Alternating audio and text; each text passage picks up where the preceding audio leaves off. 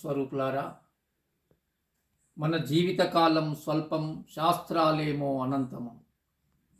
ఈ స్వల్పమైన జీవితకాలంలో అనంతమైన ఆ శాస్త్రాలు చదవలేము, తెలియలేము, ఆచరించి తరించలేము.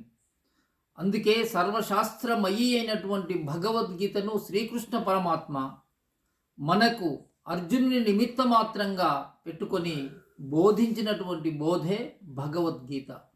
ఈ భగవద్గీత సమస్త మానవాళికి తమ తమ జీవిత మార్గదర్శిని అయి ఉన్నది. ఈ విషయాన్ని సమస్తము కూడా అందరూ కూడా తెలుసుకొనవలసిన అవసరం ఉంది. అయితే ముఖ్యంగా భగవద్గీతలో 18 అధ్యాయాలు చెప్పబడ్డాయి. 18 అధ్యాయాలకు 18 పేర్లతో చెప్పడం జరిగింది. అంటే ఇక్కడ మనకేమర్థమవుతుందంటే, subjects are different but yoga is one అనే విషయము స్పష్టంగా మనకు అర్థమగుతున్నది. విషాద ప్లస్ యోగం, కర్మ ప్లస్ యోగం, జ్ఞానం ప్లస్ యోగం, విజ్ఞానం ప్లస్ యోగం, ఇట్లు 18 విషయాలు వేరుగా ఉన్నాయి. కానీ 18 కూడా యోగం అనే పదం ఒకటే ఉంది. దీన్ని బట్టి మనకు అర్థమయ్యేది ఏంటంటే, విషయము ముఖ్యము కావచ్చు, కానీ అంతకంటే అతి ముఖ్యమైనటువంటిది యోగం అనేటువంటి రహస్యం ఇందులో ఇమిడి ఉంది. ఈ విషయాన్ని మనం తెలుసుకునవలసిన అవసరం ఉంది. కానీ ఈ విషయాన్ని ఎంతమంది తెలుసుకోగలుగుతారు అనేటువంటి విషయాన్ని గ్రహించిన శ్రీకృష్ణ పరమాత్మ ఒక శ్లోకము ద్వారానే చెప్పడం జరిగింది. That is most important for Bhagavad Gita. ఏమని చెప్పడం జరిగింది? తపస్విభ్యోధికో యోగి జ్ఞానిభ్యోపి మతోధికః కర్మిభ్యశ్చాధికో యోగి తస్మాద్ యోగి భవార్జున.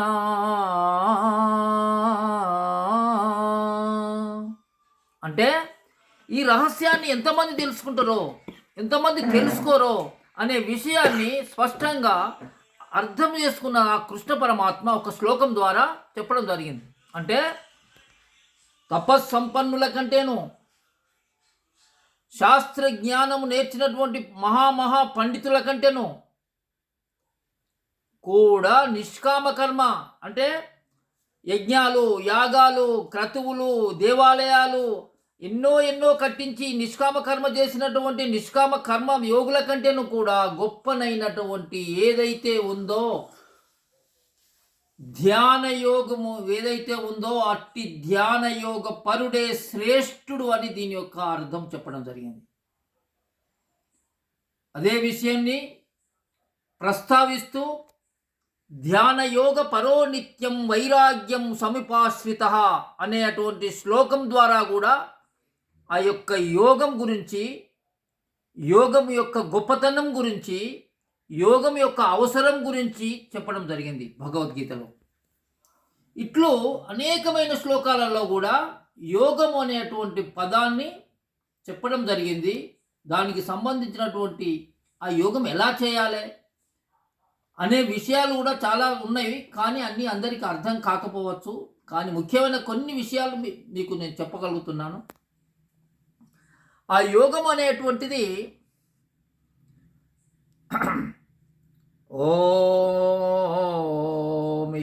ఓమిత్యేకాక్షరం బ్రహ్మ వ్యాహరన్ మామనుస్మరన్ య ప్రయాతి త్యజన్ దేహం సయాతి పరమాంగతిం. ప్రయాణకాలే మనసాచలేన భక్త్యా యుక్తో యోగబలేన చైవ భ్రువోర్मध्ये ప్రాణమావేశ్య సమ్యక్ సతం పరం పురుషముపైతి దివ్యం.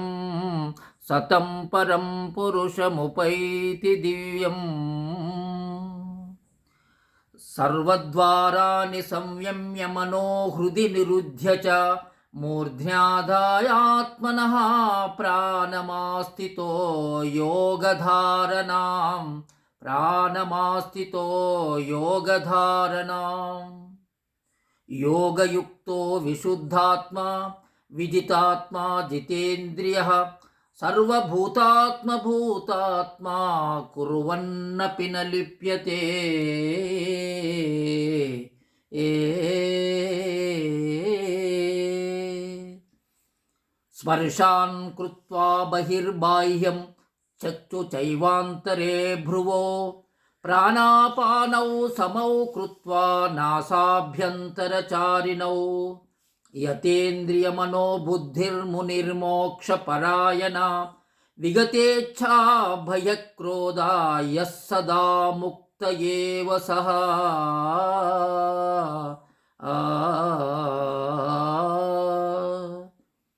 ఈ విధంగా అనేకమైనటువంటి శ్లోకాల ద్వారా ఆ యోగం ఎలా శీలించాలి, ఆ యోగాన్ని ఏ విధంగా చేయాలి, భ్రూమధ్యమునందు దృష్టిని ఎలా నిలపాలి, ఆ ప్రాణాయామము అనేటువంటిది ఏ విధంగా చేయాలి, ఈ విషయాలన్నీ కూడా భగవద్గీతలో స్పష్టంగా అద్భుతంగా సులభతరంగా చెప్పడం జరిగింది.